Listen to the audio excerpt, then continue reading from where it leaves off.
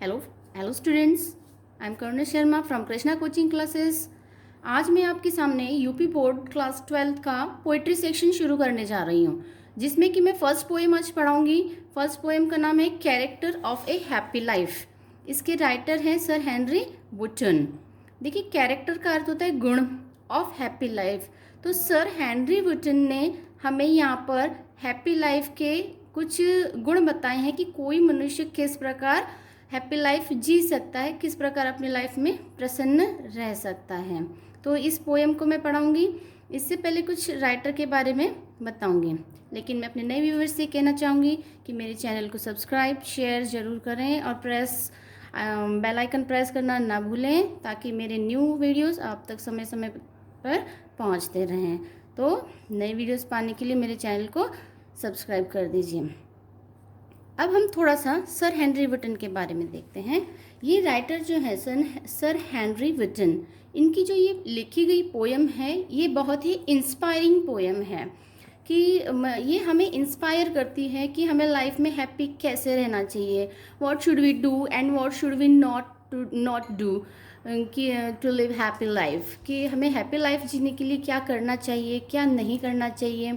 ये sir Henry Vuitton हमें इस पोएम में बताते हैं। और he shows the real path, true path of happiness. मतलब हैप्पीनेस के लिए वो एक अच्छा मार्ग बताते हैं। वो हमें ऑनेस्टी, सिंप्लिसिटी और फेथ, केयरफ्रीनेस, इन सब के साथ कैसे जीना है, इन सब के लिए वो इंस्पायर करते हैं। और अगर मनुष्य के जीवन में ये सब कुछ है तो वो वास्तव में अपनी लाइफ बड़ी ही प्रसन्नता से गुजार सकता है। यही पूरी पोएम में उन्होंने हमें संदेश दिया है। अब इसे हम लाइन टू लाइन पढ़कर समझेंगे। ठीक है, अब हम इस पोएम का line to line explanation start करते हैं। देखिए, फर्स्ट लाइन में यहाँ लिखा है, how happy is he born और taught that serveth not another's will. तो हाउ हैप्पी इज ही, यहाँ पर पोएट कहते हैं हाउ हैप्पी, हैप्पी प्रसन्न, वह कितना प्रसन्न है, कितना खुश है। बॉर्न और टॉट, जन्म से और शिक्षा से, जन्म से या शिक्षा से वह व्यक्ति कितना खुश है। That serveth not another's will, सर्थ का अर्थ होता है कार्य करता है। मतलब कि वह व्यक्ति जन्म से या शिक्षा से मतलब उसे सिखाया गया है खुश रहना, तो वह व्यक्ति जन्म से या शिक्षा से कितना प्रसन्न है। That serveth not another's will, another's will होता है किसी और की इच्छा, दूसरों की इच्छा के अनुसार। तो जो व्यक्ति दूसरों की इच्छा के अनुसार कार्य नहीं करता है वह व्यक्ति कितना प्रसन्न है। इन दो लाइनों में राइटर ने ये कहा है, हाउ हैप्पी इज ही, वह कितना प्रसन्न है, जन्म से या उसे सिखाया गया है प्रसन्न रहना। दैट सर्थ नॉट, जो दूसरों की इच्छा के अनुसार कार्य नहीं करता है, अनदर्स विल यानी कि दूसरों की इच्छा के अनुसार। हुज आर्मर, आर्मर सुरक्षा कवच, आर्मर का अर्थ होता है सुरक्षा कवच। Whose armour is the honest thought, honest thought कैसे होते हैं, ईमानदारी के विचार, जिसका सुरक्षा कवच ईमानदारी के विचार हैं। And simple truth is utmost skill, और साधारण सत्य ही क्या है, सर्वोपरि या सर्वोत्तम योग्यता है। Whose armor is his honest thought, जिसका सुरक्षा कवच क्या है, उसके ईमानदारी के विचार है। And simple truth his utmost skill, जो साधारण सत्य है वो उसका सर्वोपरि क्या है, सर्वोत्तम योग्यता है। सर्वोत्तम योग्यता क्या है, साधारण सत्य। इसका मतलब किसी भी मनुष्य को सत्य बोलना चाहिए, ईमानदार होना चाहिए, यही उसके सुरक्षा कवच हैं। अर्थात यदि कोई व्यक्ति झूठ बोलता है तो कभी कभी वो अपने झूठ में फंस जाता है और परेशान हो सकता है। तो किसी मनुष्य को अगर सुखी रहना है तो उसके सुरक्षा कवच क्या है, ऑनेस्ट थॉट होने चाहिए उसके, वो सिंपल ट्रुथ बोलना चाहिए, और यही उसकी सर्वोत्तम योग्यता है। और यही योग्यता उसके जीवन में हमेशा काम आती है। अब ये एक पैराग्राफ हो गया है हमारा। अब हम दूसरा पैराग्राफ देख रहे हैं। Whose passions not his masters are। Patience होता है मनोवेग, मनोवेग कहते हैं पैशंस अर्थात मनोवेग। तो किसी व्यक्ति का मनोवेग, मनोवेग में हम कहेंगे क्या इंक्लूड होता है कि क्रोध, ईर्ष्या, घृणा, दुर्विचार, ये सब चीज़ें जो हैं। तो whose passions not his masters are, उसके मनोवेग जो हैं, उनकी जो मन की अलग अलग स्थितियाँ होती हैं मनुष्य के मन की, कभी क्रोध होता है, कभी ईर्ष्या होती है, कभी घृणा होता है, कभी दुर्विचार आते हैं मनुष्य के मन में।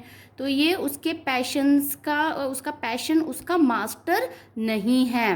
Whose soul is still preferred for death. तो पहले हम पहली लाइन का एक बार और देखते हैं।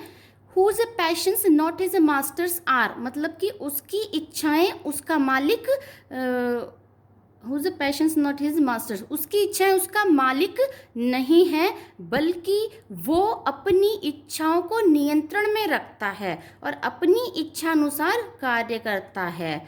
तो बहुत से लोग होते हैं, इच्छा हो रही है इसलिए ये कर दिया, इच्छा हो रही है इसलिए वो कर दिया, लेकिन जो व्यक्ति अपनी इच्छाओं को नियंत्रण में रखता है वही रियल हैप्पी मैन बताया है यहाँ पर। और देखिए next line, whose soul is still prepared for death.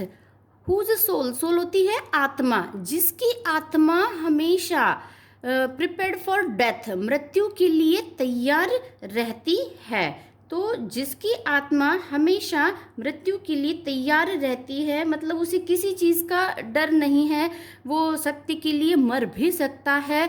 तो ऐसा मनुष्य क्या है, हमेशा सुखी रहता है, वो सत्य के लिए कुछ भी कर सकता है, मरने के लिए तक तैयार है। तो मनुष्य के ऐसे गुण यहाँ पर सर हेनरी वुटन ने बताए हैं कि उसकी जो मनोवेग है उसकी कंट्रोल में रहनी चाहिए, उसकी इच्छाएं, और वो सत्य से नहीं डरना चाहिए, सत्य के लिए वो मरने को भी तैयार रहना चाहिए, अर्थात वो व्यक्ति ने झूठ नहीं बोलना चाहिए, हमेशा सत्य के मार्ग पर चलना चाहिए। Next, untied unto the world with care. Untied यानी कि टाइड मीन्स बंधा हुआ, अनटाइड मीन्स बंधन से मुक्त। तो untied unto the world with care, वो संसार की जो केयर माने परवाह, चिंता, वो संसार की चिंताओं से मुक्त है। वो व्यक्ति संसार की चिंताओं से मुक्त है, वो बंधन में नहीं है किसी के। और चिंता कौन सी है, चिंता देखो यहाँ पर बताई गई है, ऑफ प्रिंसली लव और वल्गर ब्रीड। प्रिंसली लव क्या होता है, राजसी प्रेम, और वल्गर ब्रीद क्या होता है, सामान्य लोगों की आलोचना। इसका अर्थ ये है कि राजसी प्रेम, ये सामान्य लोगों की आलोचना यहाँ पे कैसे कनेक्ट हो रहे हैं मैं बताती हूँ। अनटाइड, वो मुक्त है बंधन से। Unto the world with care, संसार की चिंता से मुक्त है, कि संसार में वो उसे किसी का राजसी प्रेम चाहिए, कोई उसे राजसी प्रेम करे, मतलब कि अमीर लोग होते हैं तो उनके वो चाहे कि वो अमीर लोगों से कि कृपा करे, राजा उस पर कृपा करे, मतलब अमीर लोग कृपा करें। तो ऐसा कुछ नहीं चाहता है वो, किसी का राजसी कृपा उसे नहीं चाहिए। और वल्गर ब्रीद, सामान्य लोग जो आलोचना करते हैं उस आलोचना की भी उसे कोई परवाह नहीं है। तो राइटर इन लाइनों से हमें अलग अलग पैराग्राफ में अलग अलग गुणों के बारे में बता रहे हैं। तो यही कैरेक्टर ऑफ हैप्पी लाइफ के लाइफ उन्होंने हर पैराग्राफ में बताई है। अब नेक्स्ट पैराग्राफ देखते हैं। Who hath his life from rumours free, whose conscience in his strong retreat. Who hath, hath माने कि हैज़ हैव का जो प्रयोग होता है वो है यहाँ पर, ये ओल्ड इंग्लिश में हैथ कहते थे जिसे। हु हैथ हिज लाइफ, उसका जीवन है, कैसा है, फ्रॉम रूमर्स फ्रीड, फ्रीड माने कि फ्री, फ्री के लिए कहा गया है। रूमर्स अफवाहें, नोट कर लो जिसे नहीं पता है, रूमर्स अफवाहें, फ्रीड, फ्रीड माने स्वतंत्र। तो जिसका जीवन अफवाहों से स्वतंत्र है। Whose conscience is his strong retreat, conscience अंतरात्मा, अंतरात्मा एंड स्ट्रॉन्ग रिट्रीट, रिट्रीट क्या होता है, शरण स्थल, जिसकी अंतरात्मा उसका शरण स्थल है, अर्थात जो उसकी अंतरात्मा है, उसकी शरण स्थल, उसकी अंतरात्मा उसके अंदर ही रहती है, कहीं और नहीं जाती है। अर्थात वो केवल अपने आत्मा की सुनता है, वो अपने आत्मा को इधर उधर विचलित नहीं होने देता है, वहीं उसकी शरण है उसकी अंतरात्मा में। तो वो व्यक्ति अफवाहों से मुक्त रहता है, जो अपनी अंतर आत्मा उसकी कंट्रोल में होती है और अपनी अंतर आत्मा की ही सुनता है। यहाँ पर ये पोएट ने बताया है, वो अपने आत्मा के अनुसार ही कार्य करता है, जो दूसरे के कहे में नहीं आता है, दूसरे के बहकावे में नहीं आता है। Next line, whose state can neither flatterers feed. Feed माने कि क्या होता है, खिलाना। फ्लैटर्स क्या होता है, चापलूस लोग, और स्टेट क्या होती है, स्थिति।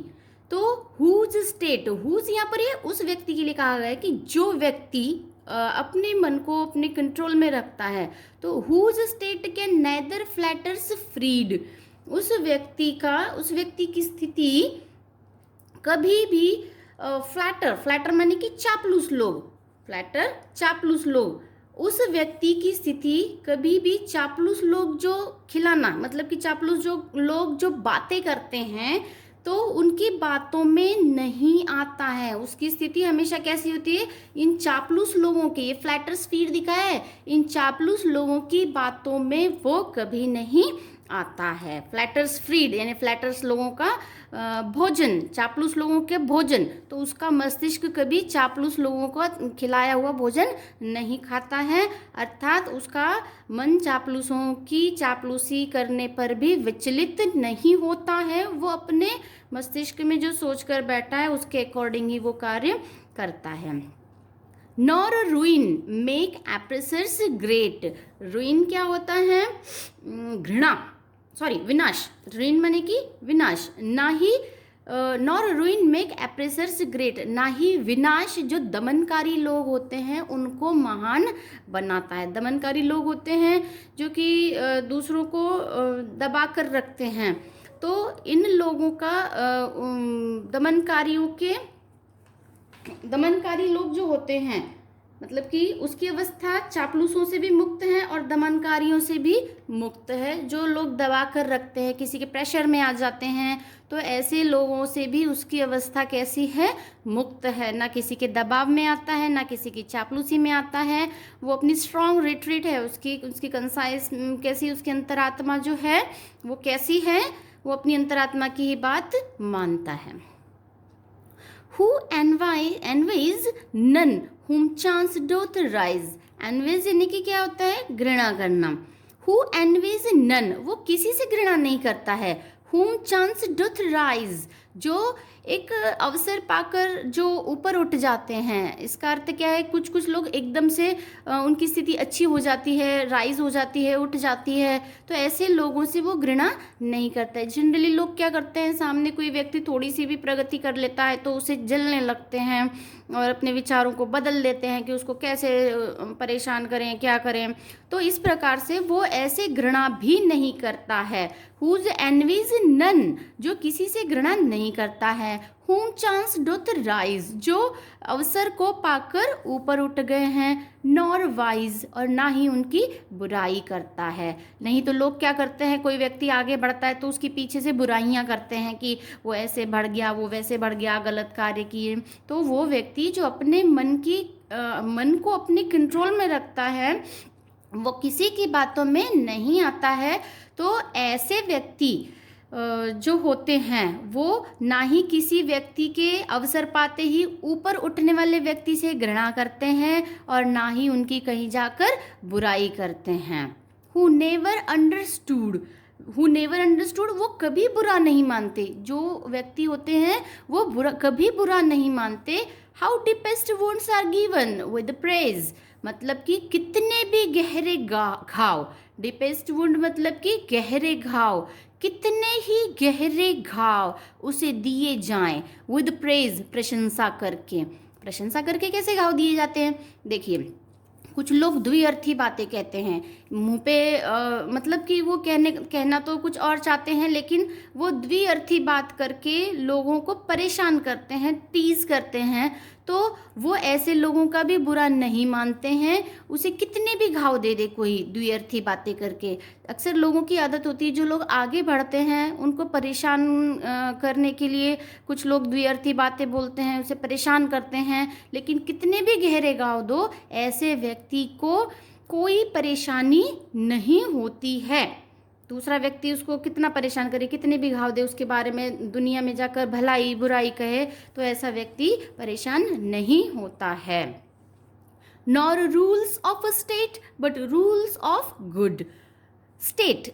रूल्स ऑफ स्टेट मतलब कि वो किसी स्टेट के रूल्स को नहीं मानता। Nor rules of a state but rules of a good, वो किसी स्टेट के रूल्स नहीं मानता है, राजकीय नियमों को वो नहीं मानता है।